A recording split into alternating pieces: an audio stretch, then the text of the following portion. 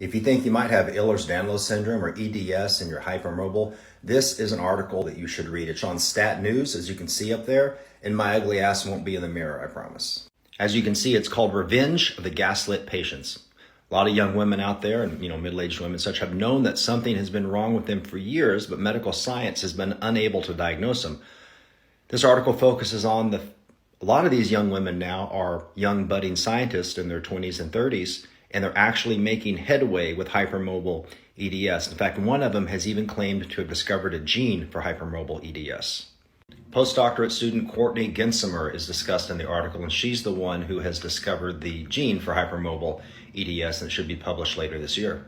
The article interviews many women who have dealt with symptoms of EDS over time, and this is researcher Sabiha Malik, who was told for years by doctors that nothing was wrong with her that they could figure out. Now, she is on the inside working to change things.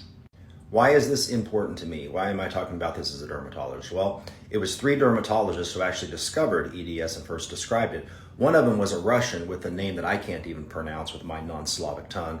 The other was 2 dermatologists named Ehlers-Danlos. It's also important to me because I have a daughter who I'm convinced has some variant or partial expression of hypermobile EDS. I mean, she can clap her elbows together in front of her body and has chronic joint pain. However, I can't formally diagnose her with it because she doesn't meet this Beighton criteria.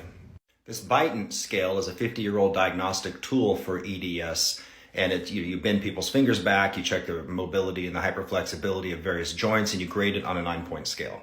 Critics of the Beighton scale claim it is a case study in how an unscrutinized diagnostic tool can harm patients. Kind of a lot like this BMI thing. Look into the history of that a little bit. This article points out, and I've never heard this before, but Peter Beighton, who the Beighton score is named after, actually modified an existing and way more thorough scale to measure EDS. He and his research team were going to rural villages out of Johannesburg in South Africa, and they had to screen huge amounts of people in a short amount of time. So Beighton took this much more involved score and just narrowed it down, and that's what we call the Beighton score. And the next time a researcher wanted to do something with EDS, they looked in the literature and they saw this thing called a Beighton score, this scientific tool, so they kept utilizing it. Then that got repeated year after year, study after study.